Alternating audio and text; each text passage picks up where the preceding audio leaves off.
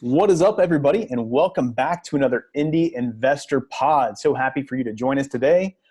We are going to take a look at basically the last 10 years, what's happened in Indianapolis. And luckily, I have this old man with me, Brett Snodgrass, who is able to reflect on the last 10 years because he's like 8 months older than me or something like that. But it's all good. So we're going to basically take a look at, he's been doing this for a while here in Indianapolis. We're going to take a look at how Indianapolis real estate investing has changed over the last 10 years.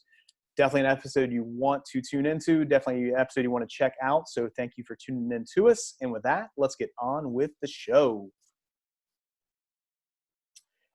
Hey, everybody, and thank you for tuning in to another Indy Investor Pod. So excited for you to join us today. So I have Brett Snodgrass here with me today. And what we're going to do, I'm basically just going to grill Brett on what's happened in Indianapolis over the last 10 years in real estate investing. So Brett, you've been in Indy, kind of doing a little bit of everything with just investing for what, the last 14 years, it seems like. I think around there, 14, 15 years in Indianapolis.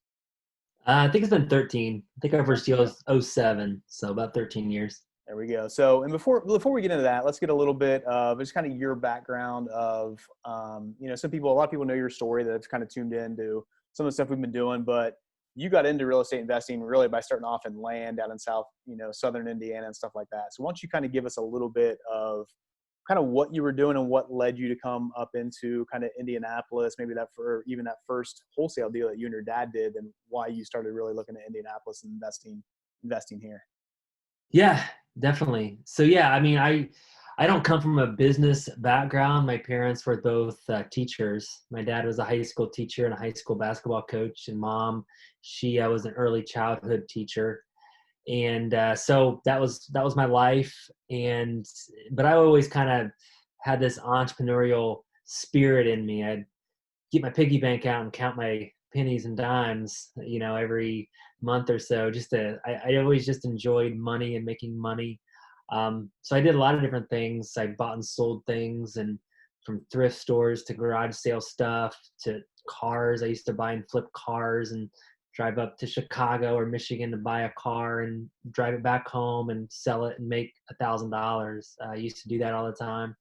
And then in '07, me and my dad, he wanted to retire from teaching, and he introduced me to a guy who would buy and sell land in southern Indiana, like you mentioned. But I was scrolling through the internet one night, and I found this house in Ohio that we bought for $9,000 and sold that for 15. And that's kind of when it started. So Dad and I just kind of rinsed and repeated that process. And then eventually I want to do it closer to home. So I want to do Indianapolis. So I found a real estate agent in Bloomington, because I didn't even live in Indianapolis. I live in Bloomington. And she was a real estate agent. And I asked her if she would put in offers for me in Indianapolis on the MLS. And she said yes. And that's kind of where this whole game started. And honestly, that's what I call it, a game, because it literally was just a game. It was a numbers game, and that was kind of the process with it. And I can kind of share what happened during that time. But this was, like I said, '07, '08 is when we kind of got started. Not you're competitive. You're talking about that game. It wasn't like a competitive thing at all for you, right? Yeah, a little bit. So if you're living in Bloomington at that time, and you meet this this agent, and she's putting an MLS offer for you in Indianapolis, why Indianapolis? Why was it just because you were in Indiana and they had the most properties, they had the most things available for you? Is that basically why you chose Indianapolis? Yeah, I was just looking for cheap properties. I didn't really have a lot of money. Like I said, I didn't come from money or business, and we kind of had to just use the money that we had to buy deals. And we would buy the deals and take them down, because wholesaling wasn't really a term mentioned back then. There wasn't a lot of courses on what we were doing. And I was looking honestly for the cheapest properties. So, and the cheapest properties in Indiana happened to be in Indianapolis. There we go. Why? That's good. So let's talk about that a little bit, and actually, and then you were doing Indianapolis, you did some stuff in Florida and things like that, and that might not be an actual other episode that we can do later on, and just kind of differences between some states and things like that. But so we just focus on Indianapolis, and we look at kind of what happened from when you started 13 years ago buying houses in Indianapolis to kind of where they are now. let's before we jump into like, hey, what are the big changes from like here to there? What are some of those like maybe transitions that you realized like you had to make? So you started off buying on the MLS. Now we're buying 30 properties a month, and maybe once every 3 months we get one off the MLS, if that even. So that's a big change. So what are some of those kind of like, take us through that transition of maybe how that happened of, hey, I'm buying off the MLS and maybe then I'm doing like REOs and then we're doing direct, like how did that transaction really transpire, I guess? Yeah. So I really loved what we used to do in 2007 and 8, 9, 10, and those years. I think I liked it because there wasn't much emotion in it. And I kind of like that because I didn't feel bad buying a house from a bank, right? There wasn't any emotion. It was very black and white. You didn't have to really build that relationship with the bank. That's just how the game worked. And it was basically just we would put in 200 offers on the MLS and we would get 10 accepted. And most of them were low ball type of offers. An example would be they would be asking $25,000 and we would get accepted for $5,000. And then we would sell that house for $8,000. That was the game that we played. And so how that worked was me and Dad, we would drive up. I'd look at 20 houses in one day, or he would look at 20 houses in one day. We wouldn't get in them because we weren't agents. So we would just look through the windows and make offers because they were all home run, low types of offers. And we did that for 3-4 years. And then the transition happened. This was around 2012, where the game didn't work anymore. There wasn't as many REOs, and the prices started to rise. And I wasn't used to paying $20,000 anymore, right? And I couldn't get them for $5,000 anymore. So that's where it transitioned. So for us, we actually started retail flipping, where we would fix them up, and did that for 3 years. And that was a big transition because literally I went from looking at houses in a day, 20 houses in a day, now to waking up at 5 a.m. and going to Lowe's and picking out tile and taking it to the job sites and put standing floors and, painting and all that. It was me, Dad, Mom, and a couple contractors. We would just do it all. And that was about 3 years. And, I made a living with that. I don't think I made 6 figures flipping houses. Honestly, retail flipping, I probably made 60, 70,000 a year, 80 maybe sometimes. So yeah, that's just what we did. And then that's when that got really hard. And that's when I came back to wholesaling. And that's when that transition happened. And this was about 2015. And at that time, there was stuff out there. There was courses now. There was bigger pockets that you could look at and figure out how to do it. So I started studying it, honestly. And that's when the direct mail started. And I tried to figure out, it was more of a relationship business. And that was different for me. Now there was emotions, a lot of them. Yeah. So do you think that's the biggest kind of transition then, or like kind of the biggest difference from where it was 10 years ago to where it is now, of where it is a lot of there is emotion involved in it. You're buying directly from the seller. The sellers know like, hey, I can get rid of this property before the bank's going to foreclose on me. They can do all that stuff. And even sometimes too, like, hey, it's just, I'm going to take a cash offer. This is what I'm asking for it. I don't even have to list it. And there's a lot of that stuff going on right now, but is that what you would probably say is the biggest difference of 10 years ago to where it is right now? Is that just the way that the interaction between the sellers and how the sellers are even educated and just their motivation and stuff like that? Or you want to speak to that a little bit? I think so. And I think that's the biggest thing that I really had to learn is it was a relationship, emotional type of business. Now is what we do. We're showing up on people's doorsteps, talking to them, educating them on why a good decision to sell through us could be a good decision for them, and giving them options, and really kind of learning the sales process and learning how to sell too, right? I never really had to do that because buying from banks, you don't really have to learn how to sell the bank. And on the dispo side, you do, and that's a relationship side that I really enjoyed. But I think that's been the biggest thing, and the biggest learning lesson for me is yeah, just it's gone from the institutional, buying from institutions, or the court steps. People talk about buying on the court steps, sheriff sales, auctions, to now buying from private homeowners. Has been that was the biggest shift in the last 10 years, I would say. Yeah. When you think about the, even just the, talking about the, buying the courthouse steps or sheriff sales and things like that, where there used to be, 1,000 properties or something like that, that would be on the list that people would have access to or whatever. Now it's like down to 200, and then like maybe even 50 of them actually go to auction and stuff. So it's definitely a different ball game and definitely different of how that happens. Let's talk a little bit about kind of just going back to that, the motivated sellers and talking to the people buying directly from the seller. How have you seen those conversations maybe changed over the last, from, you started doing that in like 2015 to buying directly from the seller in those situations. So even in the last 5 years, how has that conversation changed to what or even how the process has changed from talking to the direct to seller to where it is now in the last 5 years? That's a great question. I just gonna, like, on a personal note, can you hear my son in the background? Yeah. This is what we're dealing with right now. But so how has the conversations changed? Honestly, it's became a lot more competitive. And before 5 years ago, 2015, not a lot of people were doing this. We could send out 500 letters, get a deal. The conversation, they'd be like, why are you calling me? And this is what we're doing, and no one ever does this. That was kind of the conversation back then. We'd be the only people on the doorstep, I think, is the biggest difference. Like, we'd be no competition. We could be patient, follow up whenever we wanted to. And you can't do that right now. Yeah.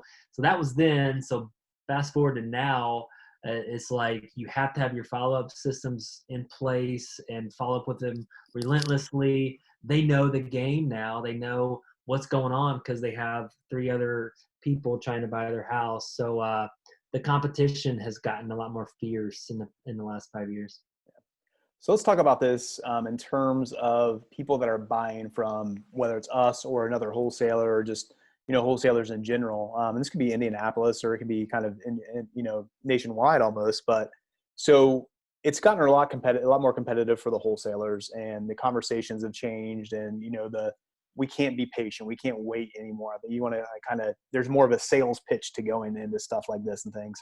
So from the buyer's standpoint, when they're buying from a wholesaler, how has that, maybe the relationship changed, of maybe expectations or just things that they need to be cautious of, since it has got so competitive amongst the wholesalers? So when we're going out and you used to be the only man on the doorstep. Now there's 15 people waiting to get on that doorstep and things like that. So what are maybe some things that the buyers that are buying from these wholesalers need to be maybe a little bit cautious of, that has maybe changed over those last, 5 to 10 years? Mm-hmm. Hey, you gonna pause it real quick?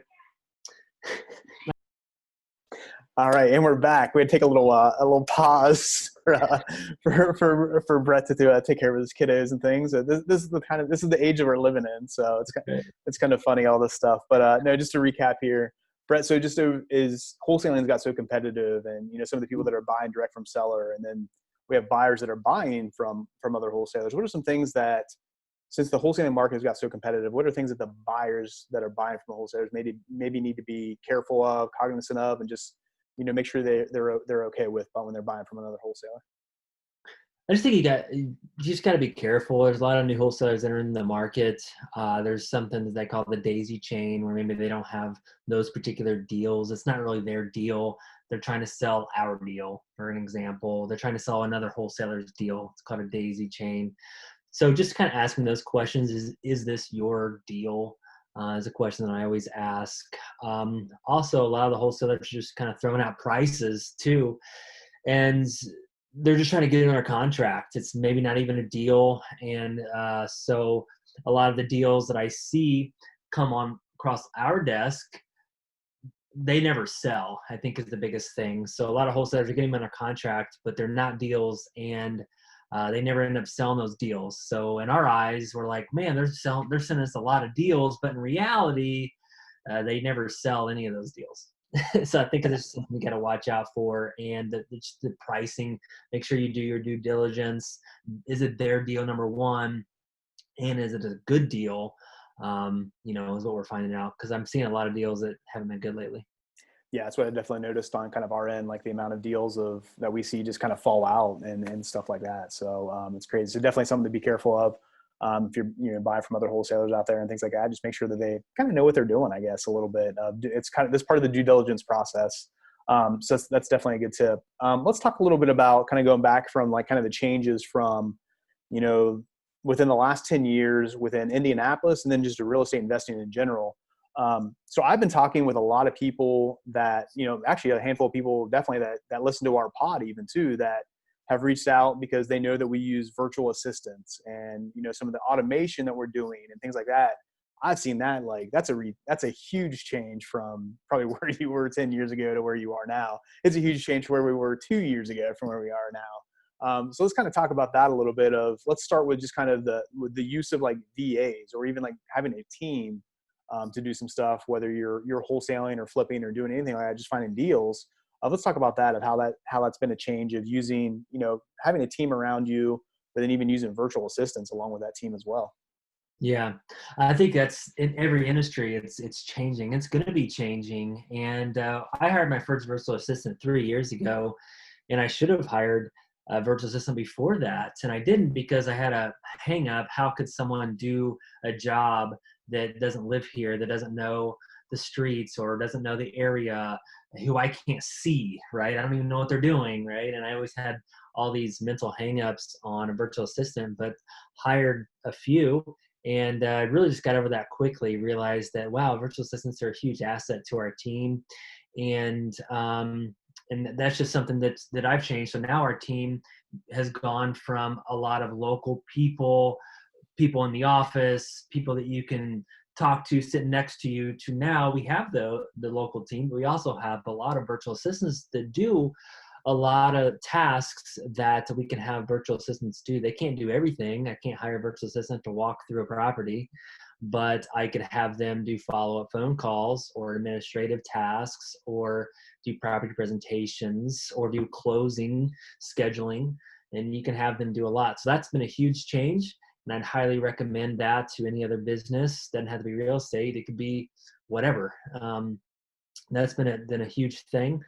And then as far as some other differences, just technology, just the automation that you kind of talked about, Brian, is that we used to handwrite all of our letters, put them in envelopes, stamp them, mail them out, answer all the phone calls, write down on Post-it notes who called, just all that, just kind of manual labor type of work. And now our business has become a lot more sophisticated, where we put all the leads into a CRM system. We have a calling software that can store all of the calls that came in, so we can track who called and who we missed. That's some of the different things. We can automatically send text messages to people to follow up, or emails, email blasting. I don't know if you call it that, but like email softwares where we send our properties out to buyers has become a lot more sophisticated in the last 5 years, where you can track and report. So I just think, yeah, and it's continually every day, and every day there's something new coming out that it blows my mind.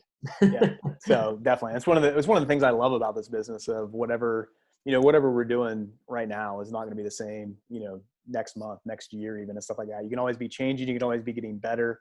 You can always be improving those systems, which is a lot of fun, which is stuff that I really enjoy doing.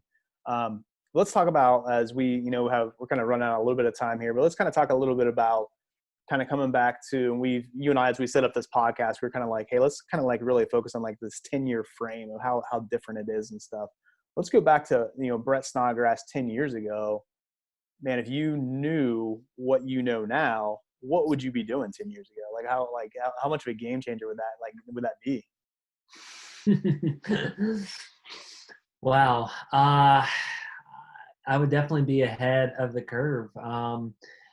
Number one, I probably would keep some of the properties, some of the Indianapolis areas that have just boomed.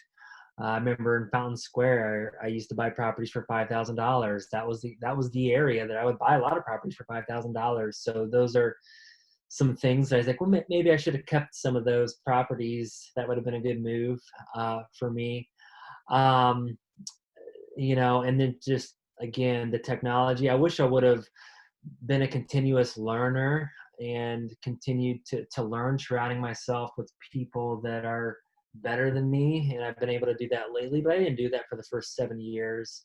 I wish that I would have scaled and built a team faster. For the first 7 years, I was doing a lot of it myself. So I wish that I would have hired VAs, hired a local team faster. I would have been a lot further along than that. So those are some of the things that I wish I would have done, and sharpen my tools, sharpen my skills. And I think you can always continue to do that, sharpen my leadership skills, sales skills, and relationship skills. I would still continue to do that. Yeah.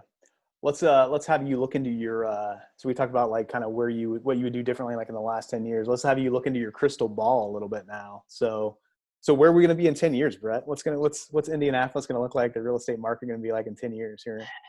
2030. Man, I don't know. I think the technology obviously has continued to change things. I think, I don't know. I've said this, and who knows, but I've said, I don't know if realtors, I think that industry is going to change a lot in the next 10 years. Who knows if it'll look completely different. Honestly, there might be a nationwide MLS, and people might be more educated to sell houses on their own now. It might just be more transactional sort of business. Investing wise, I don't know. I think that at least right now, people have always been talking about buying these huge apartment buildings, and that's been the hot button and the hot topic lately. And that could change. People might not want to live in apartments as much anymore. They might want to live more in the single family residence, which I'm so happy that that's the space that we're in, and we don't have millions of dollars tied up into apartment buildings. The hospitality sector, I think, could change. The Airbnb industry might not be as attractive. And I think there's going to be a gap of time that we do go back into. The real estate is just like anything. It kind of goes in waves of how you buy properties. And I think there's going to be a time that we will go back to the way we used to buy properties in 08, 09, and 10, more of a transactional business. I think that that's going to be coming back at some point, which I'm excited about.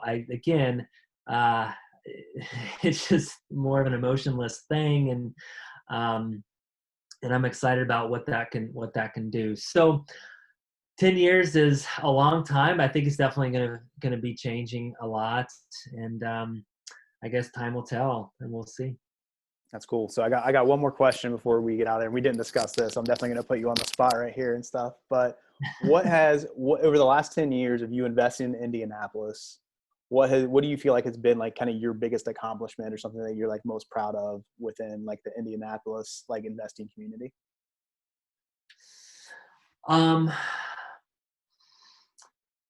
I just think that, and I probably didn't think like this in the beginning, but I do think that we've had a hand in helping the communities and the houses, and when you can fix up a house and make a community nicer, and it just kind of snowballs, and you can see the areas improve, and you start to see parks popping up, and different things that people can go to and hang out, and festivals, and breweries popping up, and restaurants, and small businesses. And I just feel like we've had a hand in some of that. I think, we've done 2,500 properties in the past decade, 13 years, something like that. And maybe we're not always the ones swinging the hammers, but I think that we have a hand in getting the properties to the people that can really make it nice and do something with it. So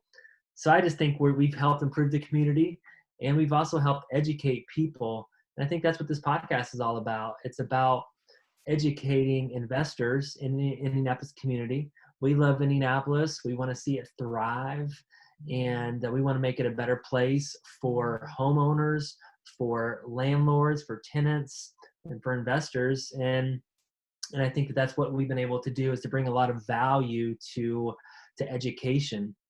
And that's why we put on this podcast. That's why we do our meetup, and we help other wholesalers to try to help them, educate them to do it in a good, positive way. And I think this can be a very good business, and investing is awesome. And so I think both of those combined has been something that we've been able to do. So maybe the education piece, I said we did 2,500 houses ourselves, but maybe there's 20,000 houses just from the education and snowball effect that we've been able to have some part of that we don't even know about.